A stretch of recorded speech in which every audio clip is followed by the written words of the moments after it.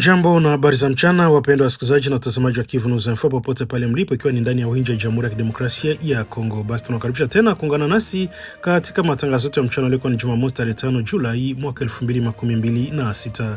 Ni wakati mwingine kuletea habari zilizodhibitishwa zenye ukweli na zinazogusa moja kwa moja kuhusu hali ya usalama, siasa na maisha ya wananchi katika mashariki mwa Jamhuri ya Kidemokrasia ya Kongo.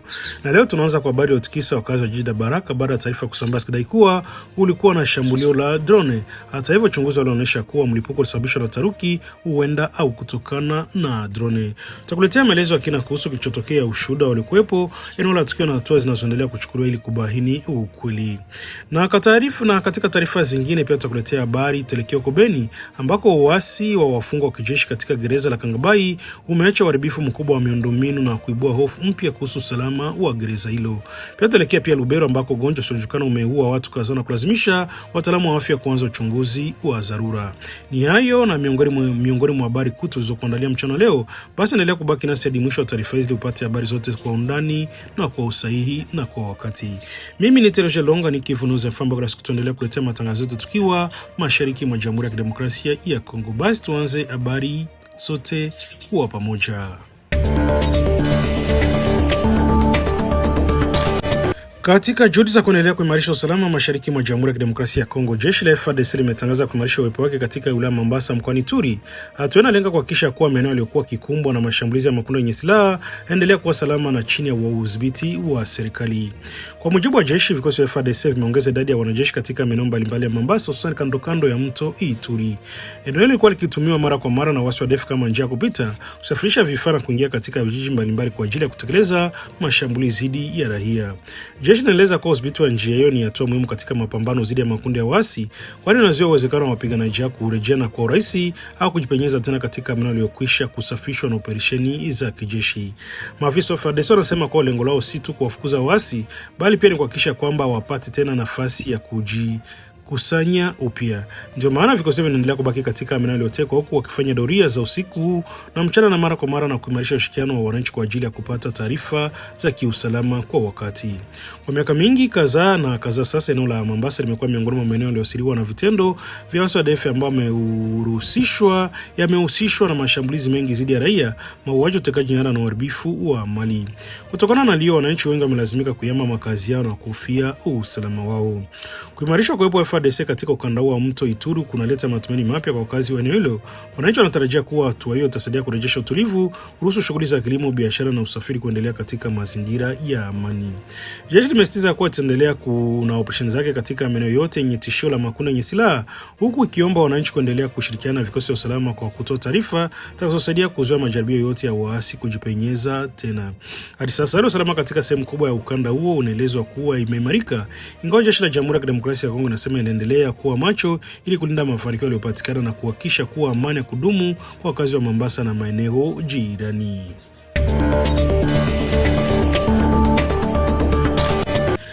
Baada ya taarifa mbalimbali kusambaa kwenye mitandao ya kijamii kidai kuwa jiji la Baraka katika jimbo la Kivu Kusini mashariki mwa Jamhuri ya Kidemokrasia ya Kongo limeshambuliwa na ndege isiyo na rubani, yani drone, uchunguzi wa awali unaonyesha kuwa madai hayo hayajathibitishwa. Kwa mujibu wa taarifa zilizokusanywa kutoka kwa mashuhuda waliokuwepo eneo la tukio, kuna ushahidi unaothibitishwa kuwa mlipuko huo uliosikika usiku huo ulisababishwa na shambulio la kijeshi. Badala yake, mashuhuda wengi wanaeleza kuwa kilichotokea kinafanana zaidi na tukio la radikali eneo hilo linalojulikana kwa wakazi kwa jina la Musarara. Kwa mujibu wa maelezo ya awali, kundi la waendesha pikipiki wane lilikuwa kimetoka Misisi kuelekea Uvira likisafirisha mwili wa marehemu kwa ajili ya mazishi. Walipofika katika eneo la Lukoke karibu na mto unaotenganisha maeneo Lukoke na Kalunja, takriban kilomita 3 kaskazini mwa katikati ya jiji la Baraka, walazimika kusimama ili kuongeza mafuta kwenye pikipiki zao wakati wa usiku. Ni katika eneo hilo ndiko tukio hilo lisilo la kawaida litokea, na kwa mujibu wa mashuhuda, radikali ilipiga ghafla eneo waliokuwa wamesimama na kusababisha mlipuko uliosikika kwa umbali mkubwa. Tukio limeacha baadhi ya watu wakiwa wamejeruhiwa, huku taharuki kitanda miongoni mwa wakazi waliozani huenda kulikuwa na shambulio la drone kutokana na hali ya vita vinavyoendelea mashariki mwa nchi. Wajeruhiwa Aligunduliwa alikimbizwa haraka katika hospitali ya MSF mjini Baraka ambako anaendelea kupatiwa matibabu, na kufika sasa kuna taarifa rasmi zinazoonyesha kuwa majeraha walitokana na mabomu au silaha za kivita. Tukio limetokea katika kipindi ambacho mvutano wa kiusalama kati ya jeshi la serikali na waasi wa M23 pamoja na makundi mengine yenye silaha yanaendelea kuibua hofu kubwa kwa wananchi wa Kivu Kaskazini na Kusini. Kutokana na mazingira haya, taarifa nyingi zinahusiana na mlipuko wa sauti kubwa uibua wasiwasi mkubwa kwa mara nyingi usambazwa haraka kabla ya kudhibitishwa. Hata hivyo, hadi sasa uchunguzi wa awali unaeleza kuwa hakuna dalili zinazoonyesha kuwa Baraka ililengwa na shambulio la drone. Badala yake inaaminika kuwa mlipuko ulitokana na radi ya asili iliyowapiga waendesha pikipiki walikuwa wamesimama kando ya barabara. Ni muhimu kufahamu kwamba taarifa hizo bado ni za muda na zinaendelea kufanyiwa uhakiki. Vyombo vinafuatilia tukio vinaendelea kukusanya ushahidi pamoja na maelezo kutoka kwa washuhuda na mamlaka husika kubaini uhalisi wa chanzo halisi cha mlipuko huo. Vile Kivu News Info inaendelea kufuatilia kwa karibu maendeleo ya uchunguzi huo na kuwafikishia wasikilizaji na watazamaji wake taarifa zinazodhibitishwa mara tu zitakapokuwa zimepatikana kutoka kwenye vyanzo vya kuaminika.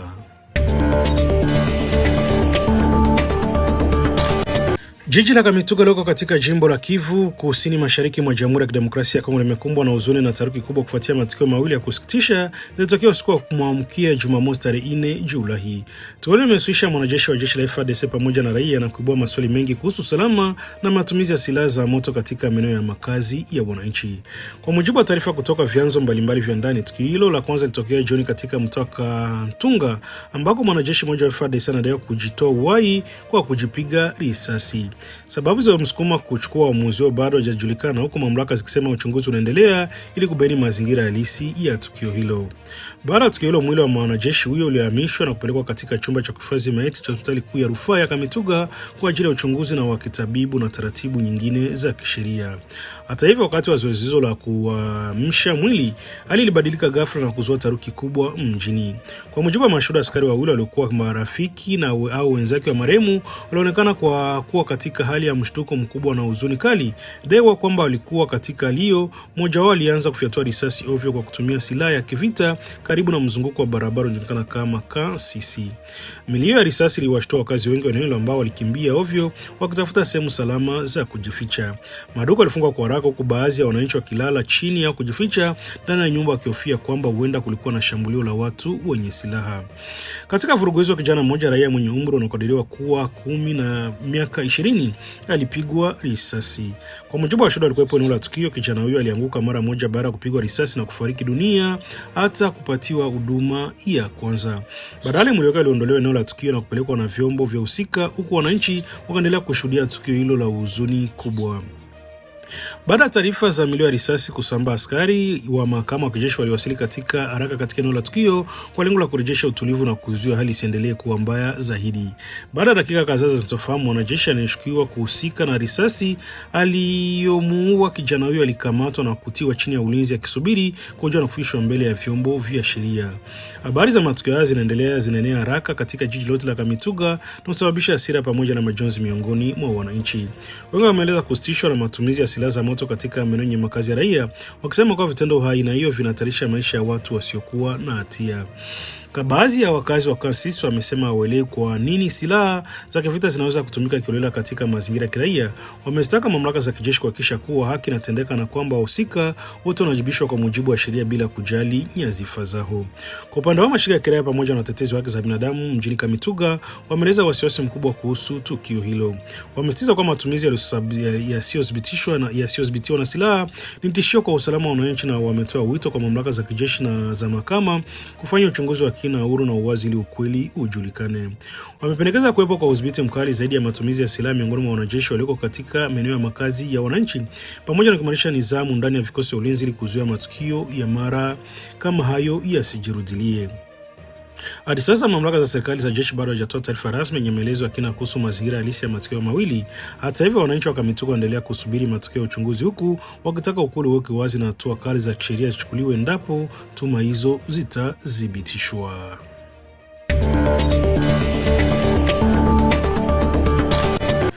Hali ya taharuki inatawala katika jiji la Beni mkoani Kivu Kaskazini baada ya kuzuka kwa uasi wa wafungwa wa kijeshi ndani ya gereza la mjini la Kangabai. Tukio linasababisha uharibifu mkubwa wa miundombinu, kuvuruga mfumo wa usalama na gereza hilo na kuongeza wasiwasi kuhusu hali ya usalama wa magereza nchini Jamhuri ya Kidemokrasia ya Kongo. Kwa mujibu wa taarifa kutoka vyanzo vya kijeshi na vya kiutawala wa gereza, vurugu hizo zilianza siku ya Ijumaa wakati kundi la wafungwa wa kijeshi lilipoanzisha maandamano ndani ya gereza wakidai kulipwa mishahara yao ambayo alieleza kuwa ilikuwa imechelewa. Wafungwa hao ambao wengi wao ni wanajeshi wa jeshi la Jamhuri ya Kidemokrasia ya Kongo wanatumikia vifungo mbalimbali, walitaka haki zao za kifedha zichukuliwe haraka. Vyanzo vinaeleza kuwa zoezi la kulipa mishahara lilikuwa bado inaendelea hadi Jumamosi mchana, ili kiwahusisha takriban wafungwa wa kijeshi 440. Hata hivyo, kabla zoezi hilo kukamilika, baadhi ya wafungwa walichukua hatua ya kufanya vurugu zilizoharibu sehemu mbalimbali za gereza. Katika ghasia hizo, miundombinu kadhaa gereza iliharibiwa vibaya. Sehemu paa za dari ya pamoja na nyumba za wafungwa ilivunjwa, huku baadhi ya wafungwa wakichoma moto magodoro yaliyokuwa yakitumika ndani ya gereza. Moto ulisababisha moshi mkubwa na kuongeza taharuki miongoni mwa wafungwa na askari waliokuwa wakilinda gereza hilo. Baada ya kuchoma magodoro, wafungwa hao walitekeleza pia chumba cha maalumu chokuwa kinatumika kwa ajili ya kuwahudumu wafungwa wagonjwa. Chumba hicho kilikuwa kinatumika kwa uchunguzi wa awali wa afya kabla wagonjwa kupelekwa hospitalini, jambo ambalo sasa linaweza kuathiri utoaji wa huduma za afya kwa wagonjwa. Hasira za wafungwa hao hazikuishia hapo. Walivamia pia sehemu ya utawala wa gereza na kuharibu ofisi ya mkurugenzi wa gereza. Samani mbalimbali zilivunjwa, nyaraka muhimu za kiutawala zilitupwa ovyo na nyingine kuharibiwa kabisa, hali ambayo inaweza kuathiri usimamizi wa kumbukumbu za wafungwa pamoja na shughuli za kila siku ya gereza. Kwa upande wa usalama, madhara yalisababishwa ni makubwa zaidi. Wafungwa hao waliharibu kamera 5 za ulinzi zinazotumika kufuatilia mienendo ndani ya gereza, skrini 2 za kufuatilia picha za kamera, taa 7 kubwa za usalama zilizokuwa zikitumika maeneo ya gereza wakati wa usiku, vifaa vile vya kugundua silaha au vyuma, pamoja na kioo maalum kinachotumika kukagua magari yanayoingia na kutoka gerezani. Kutokana na uharibifu huo, mfumo mzima wa ufuatiliaji wa kamera za usalama umeachwa bila kufanya kazi. Hali imeongeza hofu kwamba gereza naweza kuwa katika mazingira magumu ya usalama iwapo hatua za haraka zitachukuliwa kurejesha vifaa hivyo. Gereza la Kangabai tayari limekuwa likikabiliana na changamoto kubwa za msongamano wa wafungwa kwa miaka kadhaa. Kwa sasa wanaohifadhi wafungwa wapatao 2069 wakati uwezo wake wa awali ulikuwa wafungwa 215 pekee. Hali hii ina maana kuwa idadi ya wafungwa waliopo ni zaidi sana mara 4 na uwezo wake halisi, jambo linalochangia mazingira magumu ya maisha, usimamizi wa usalama ndani ya gereza. Miongoni mwa wafungwa waliopo gereza humo ni mamia wanajeshi wa FARDC walikuwa hataini waliotiwa hatiani wakisubiri kesi zao, pamoja na takriban watu 300 wanaochukuliwa wanachama wa makundi mbalimbali yenye silaha, wakiwemo wanaodaiwa kwa wapiganaji wa kundi la ADF. Kutokana na mchanganyiko wa wafungwa, gereza hilo linahitaji uangalizi mkubwa wa kiusalama kuliko magereza mengi nchini. Baada ya tukio, vikosi vya usalama vilifanikiwa kurejesha utulivu ndani ya gereza na kuzuia hali isiwe mbaya zaidi. Wakati huo, mamlaka zinaendelea kufanya tathmini ya kiwango cha uharibifu uliotokea ili kubaini gharama za ukarabati na hatua zinazopaswa kuchukuliwa kwa wafungwa waliohusika na uasi huo. Serikali na viongozi wa vyombo vya usalama wanatarajiwa kuchukua hatua za kuimarisha ulinzi wa gereza la Kangabai, kurekebisha vifaa vyote vilivyoharibiwa na kutafuta suluhisho la kudumu kuhusu tatizo la msongamano wa wafungwa ambalo endelea kuwa chanzo cha mgogoro na changamoto ya kiusalama katika gereza hilo. Kesi imeibua mjadala mpana kuhusu hali ya magereza nchini Jamhuri ya Kidemokrasia ya Kongo, huku wadau wa haki za binadamu wakitaka marekebisho haraka katika mfumo wa magereza, kuhakikisha magereza bora ya wafungwa pamoja na kuimarisha usalama ili matukio aina hii yasijirudilie.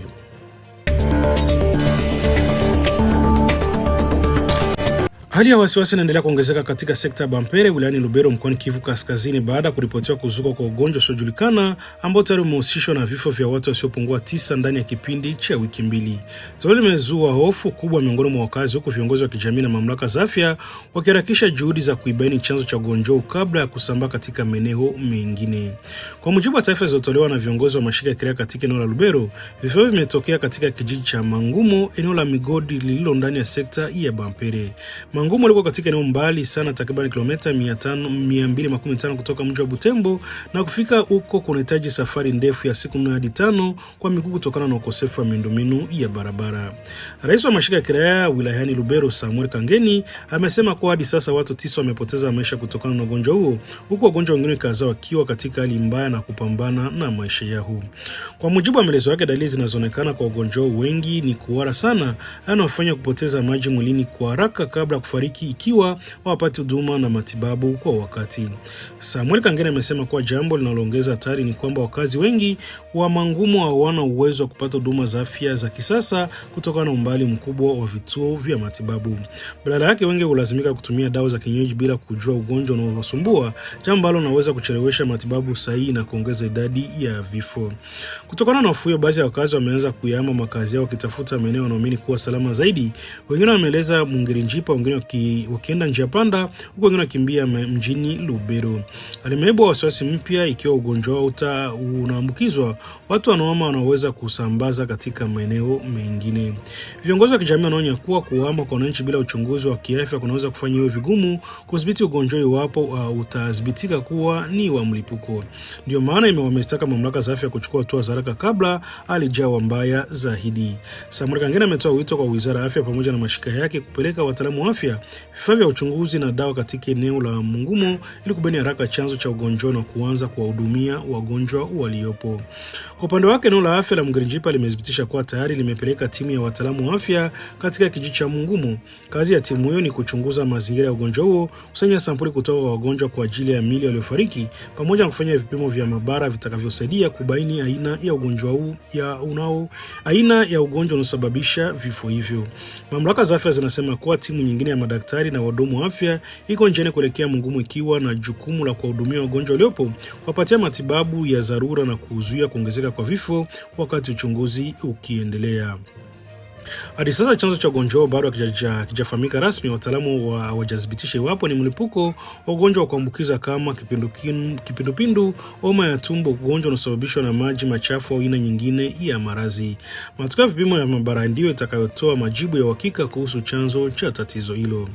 Kutokana na leo, mamlaka za afya zimewataka wakazi wa maeneo jirani kuwa waangalifu, kuzingatia usafi wa mazingira, kutumia maji safi na matumizi ya nyumbani, na kuwahi kufika katika kituo cha afya mara tu mtu atapoanza kuonyesha dalili za kuharisha au dalili nyingine zinazotia shaka.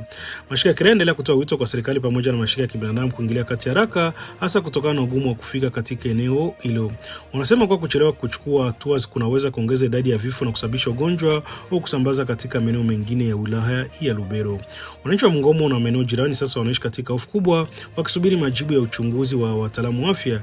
Wengi wana matumaini kuwa serikali itachukua hatua za haraka ili kuzuia maambukizi zaidi na kuokoa maisha ya watu ambao tayari wanaendelea kuugua.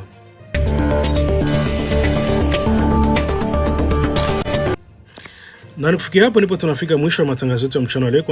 Ni Jumamosi tarehe 5 Julai mwaka 2026. Tunashukuru sana kwa kuendelea kutuamini na kufuatilia kupitia Kivu News Info, chanzo chako cha habari za kuaminika zenye usahihi na zinazokuletea kweli kutoka mashariki mwa Jamhuri ya Kidemokrasia ya Kongo na kwingineko.